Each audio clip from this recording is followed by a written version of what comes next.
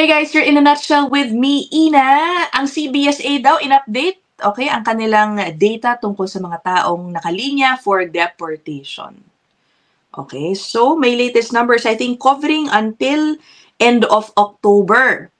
Mamaya hihimayin natin yan, ano? Syempre, yung mga taong nakalinya for deportation, nasa iba't ibang mga level sila, kumbaga, nung proseso. Merong pending appeal. So, kahit may removal order na sa kanila, hindi pa ma-actionan. Okay? Kasi tatapusin pa yan. Meron namang mga natuluyan na, no? Umalis na. Some were, or some voluntarily left, while some kinailangan pa daw i-escort. Okay? Tapos meron ding isang kategory ng mga nawawala. Okay?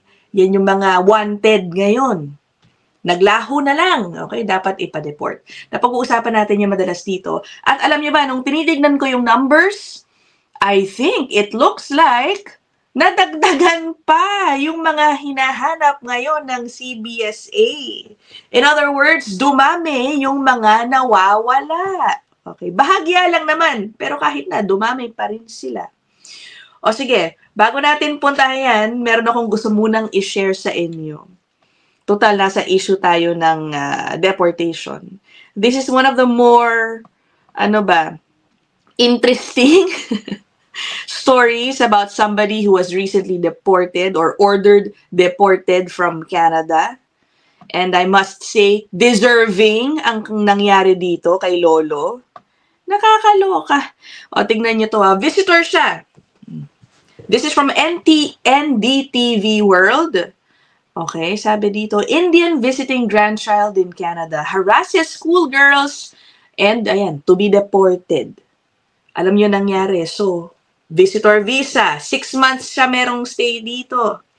Bibisitahin ng kanyang bagong silang na apo. Ang nangyari,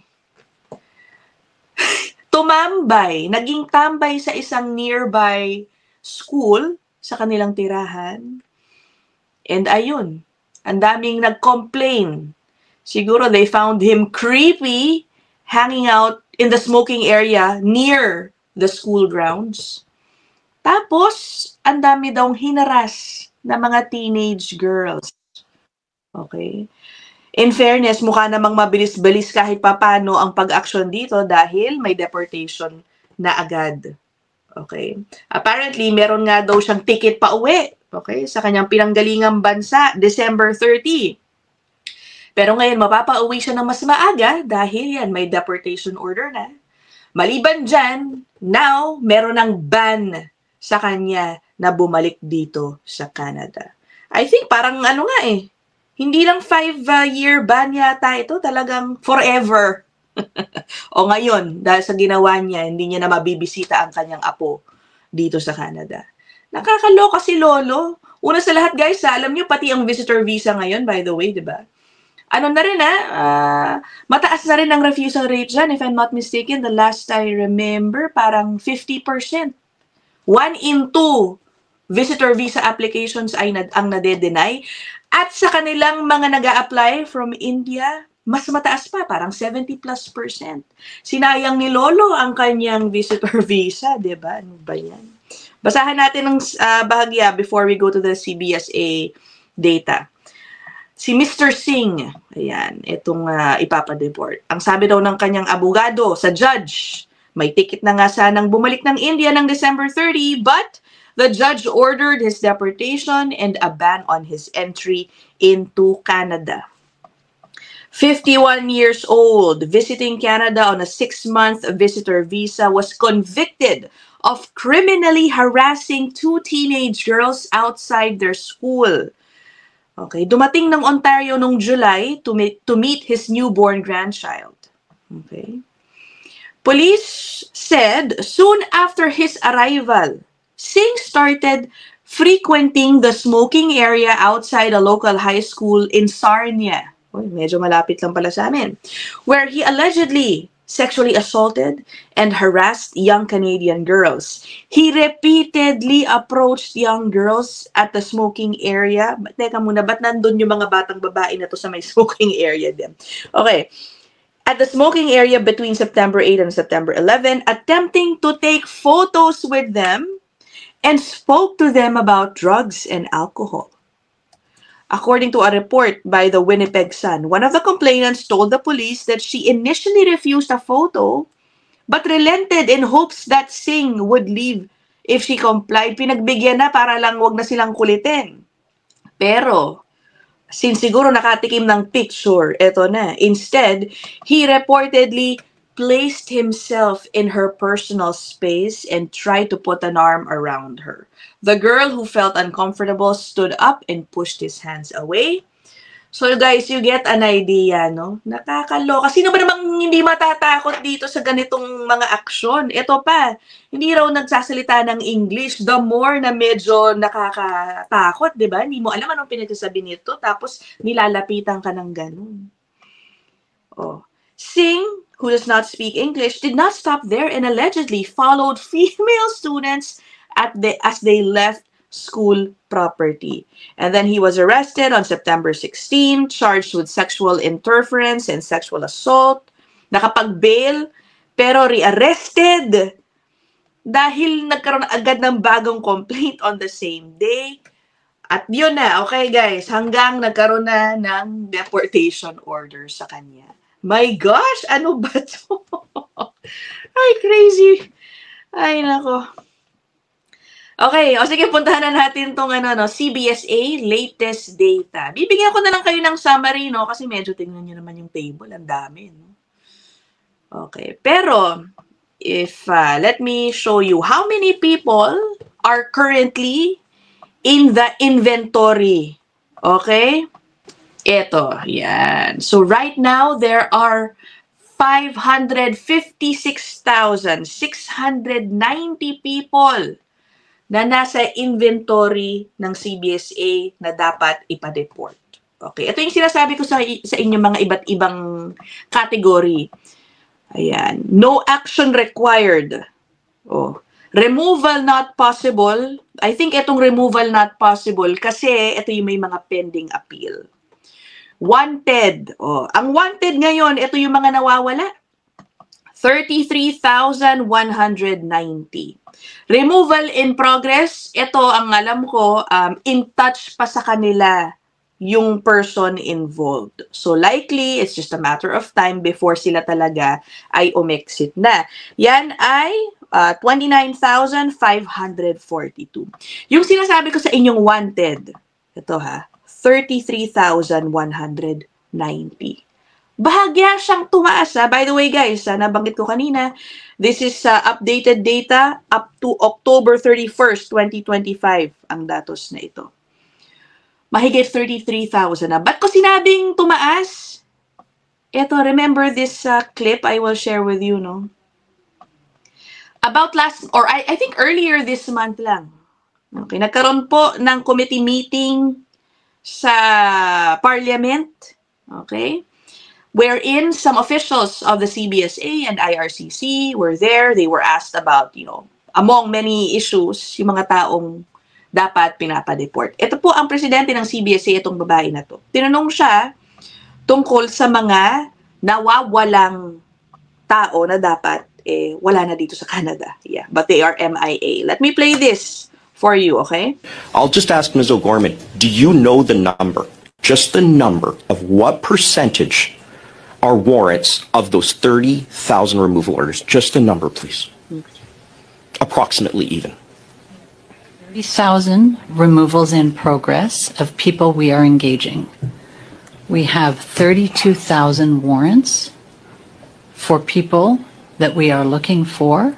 32, I beg your pardon? There are 32,000 warrants? People who are in our wanted inventory that we are actively looking for. I'm sorry.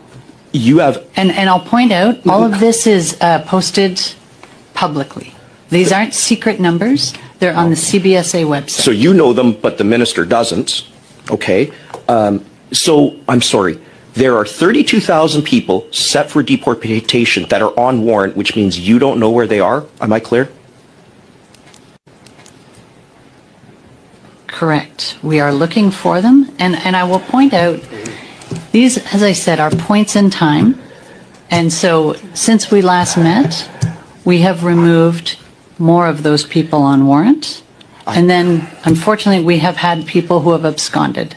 So these are fluid. I understand And they're fluid. 500 CBSA officers doing excellent work I don't all of doubt the that, time ma'am. to remove these individuals. Okay, o sige, doon na lang tayo. 32,000.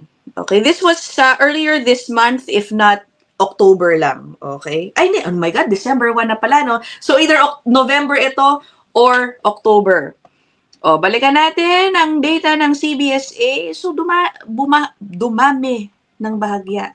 Okay? Kasi ngayon po, mahigit 33,000 na. Yan. Eh, ganun talaga, no? Merong nahuhuli siguro, may napapaalis, may nahahanap, may dumadagdag. In fairness, yung removal in progress, yun yung unang number yata na binitawan ng presidente ng CBSA. She mentioned, if I heard it right, about 33,000 yung removal in progress at that time. O, bumaba na ngayon to 29,542, which gives us, I guess, an idea na, aba, siguro nagmamadali sila. Ngayon, bumibilis na ang kanilang removal proceedings. O, diba? Okay. Ngayon puntahan natin, saan ba ang mga bansang, saan ang mga probinsyang may pinakamaraming pinapadeport? Ito pala ay yung mga napaalis na, enforced removals. For the year 2025, so far, ang may pinakamaraming pinapaalis ay galing Quebec. Sumunod ay ang galing Greater Toronto area, and then Pacific Canada. So I think likely no mga Vancouver area ito in the western part of Canada, Pacific Canada. Okay, reasons why they are inadmissible, kaya meron po mga removal order. Ang pinakamarami ay talagang majority non-compliance refugee claimants. Pinakamarami, mahigit 15,600. So, ito po yung mga na-deny na ang kanilang mga refugee claims at kailangan ng umalis. Ang laki, 15,000 plus. Ang sumunod na dyan, 2,000 plus. Non-compliance din. Siguro ito yung mga na-refuse. Iba yung status, pero na-refuse din, so they can no longer stay. Okay? So, talagang majority are from the refugee claimants, no? Yung mga involved in crime, 734. Puntahan naman natin anong mga bansa ang may pinakamarami. Okay, saang bansa galing rather. Ayan, okay. Hardly changed. Basically, same list of top 10 countries, okay, mula 2024. Ang number 1, Mexico. Mahigit or almost 4,000. Sinundan ng India, and then Haiti, Colombia, Romania, US, Venezuela, China, Nigeria, Pakistan. Okay? However, kahit na Mexico po ang number 1 na mga pinapaalis, doon pinapauwi, kung pag-uusapan naman po yung may ongoing na removal, okay? Removal in progress inventory, ang pinakamarami sa ngayon ay ang India, galing India, or rather doon sila pauuwiin. Okay, that is 6,515. Okay, tas sinundan ng Mexico. Ayan.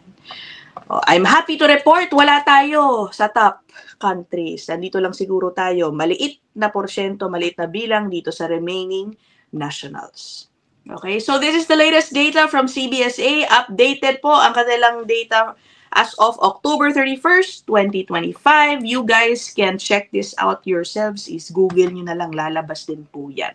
Canada Border Services Agency Removals Program Statistics. Let me know what you guys think.